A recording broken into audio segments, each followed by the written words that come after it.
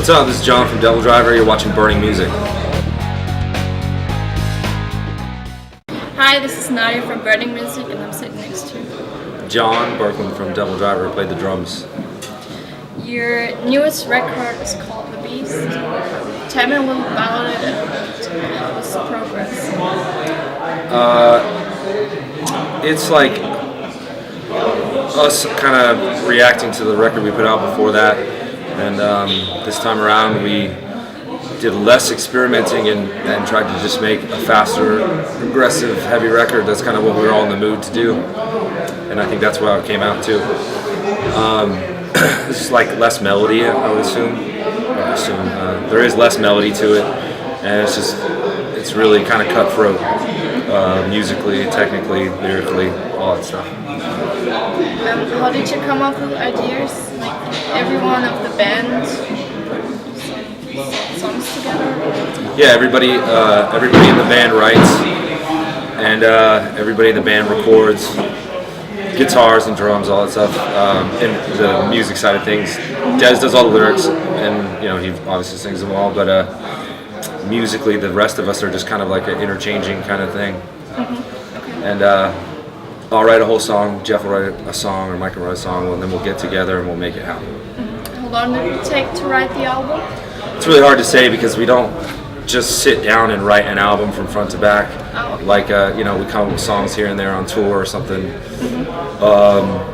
It was a process that began before the last album was even out. Oh, So, like, we had a lot of time. Pray for Villains took a long time to mix. So we started just getting bored, and we wrote some songs. So it's just kind of over all the Pray for Villains touring cycle it got done. what's your favorite song of the album and why? Probably Hardened, I think, is my favorite.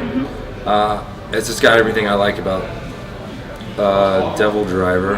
It's one of the more technical songs on drums and guitar, and it's like really ferocious and like it's kind of like a freight train lyrically. There's not a lot of breath to it, and it's like a 6-minute song, which is kind of long for us, and it has a lot of ups and downs in it. I just think it's a good little journey for a song that we did. What do you do between shows for fun? In between, Yeah. depending on the tour, some tours I do sober, sometimes I don't. I'll go out, have some drinks, or if it's just mellow, I'll just sit on the bus, watch a movie. There's really not too much to do.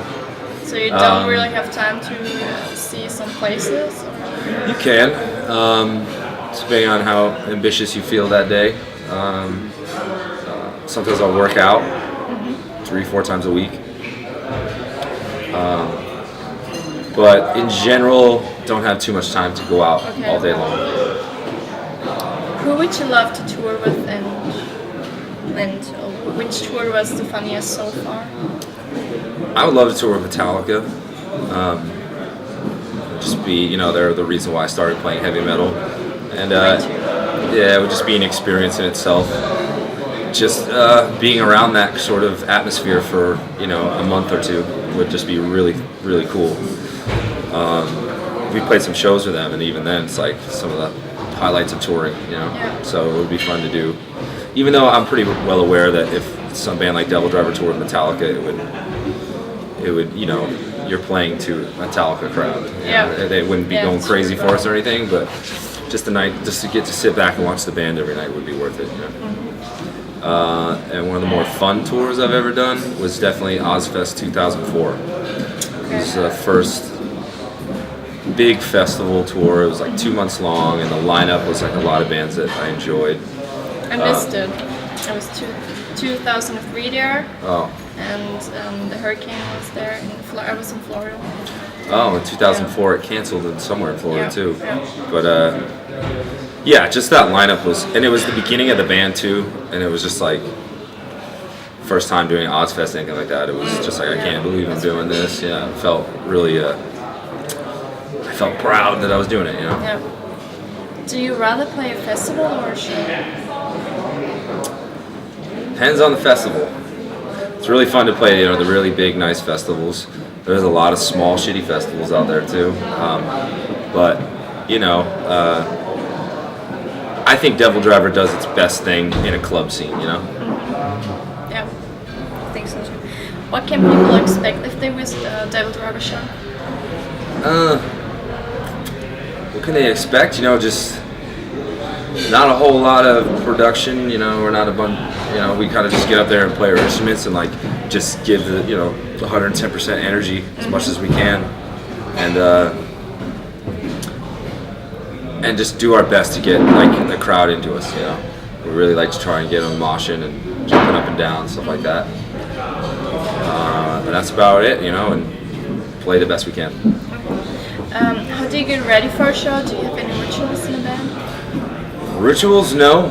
Well, we all shake, do kind of a little circle before we play. But other than that, everybody kind of has their own little routine. Like depending on how I feel, maybe I feel like I need to do some more stretching than usual or something. If I feel, you know, if your body feels slow, I'll pick up some drumsticks and do some more warm-ups than I usually would. But some nights I feel you can just tell how your body feels if you can just go out there and you're going to be fine, or if you need to kind of tune up a little bit. What gear do you use? As a drummer, I use Mapex drums, Orion or Saturn series. I use Meinl cymbals, Vic First sticks, and Mapex pedals, and I use Gibraltar rack system. Describe your music in your own words.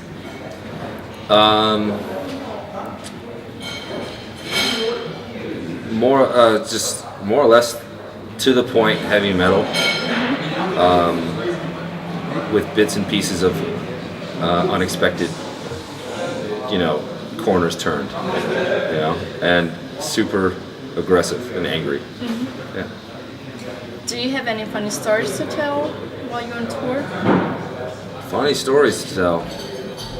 I mean, it's more like fun memories, but there's a lot of stuff that if you talked about it, it's not really a great story, but you know, just great memories. Like a couple nights ago, they had a big party for the tour, and you know, all I remember was me and Jeff and Rob Flynn were throwing bottles at the ceiling, full beers, and we knocked over like 30 beers, broke them all, and I think we got kicked out of there. You know, just stuff like that. It was just, you know, it's not a great story, but it was just like a memory I'll always remember. You know. Yeah. What are the plans for the future? Right now, let me think. We go home. We take January and most of December off. Dez is going to do Soundwave Australia with Cold Chamber. Oh. And then we go right into the March for a headlining tour, which we haven't announced yet. But we know the lineup. It's going to be really heavy. Okay. A lot of death metal going on in there. And then we proceed, I believe we have it blocked off for May for Australia, and then we're coming back to Europe for festivals this summer. Yeah. And I know I've seen a couple German shows already, so on the list. Very good. Good festivals here.